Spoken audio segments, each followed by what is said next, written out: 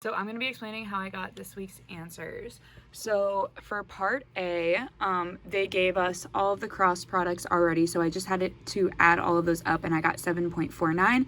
So then I plugged that into the equation, 7.49 on the top and then 9 on the bottom because there are 10 minus 1 is 9, so you get 0.83 once you divide those, and so there is a very strong positive relationship between the years of education and expenditures on book purchases.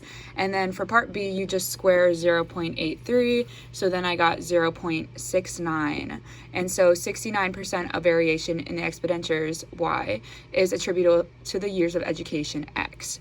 And then for part C, we had to calculate A and B in the regression equation. So for B, you divide the standard deviation of Y divided by the standard deviation of X, and then you multiply that by R. So I plugged in the standard deviation of Y over standard deviation of X and multiplied that by 0.83, and I got 3.67 for B.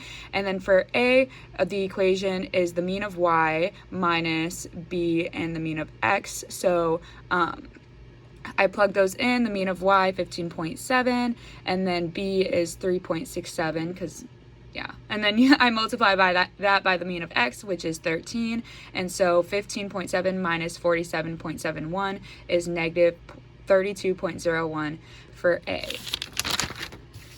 And then for part D, I plugged in I plugged in A and B to the regression equation, and then I plugged in all of the X values and found the Y prime values. So then I went down here and I subtracted Y prime from Y, and I got all of those values, and then I squared those, and I got all of these values, and then I added all those up to get 662.78, and then I plugged that into the standard error of the estimate equation, and so it'd be 662.78 over 10 minus 2 because it's n minus 2, and then I got 82.85, and I square rooted that, and I got a standard error of the estimate to be 9.81 or not 9.1, sorry. And then I plugged that into the equations down here, and I got negative 13.51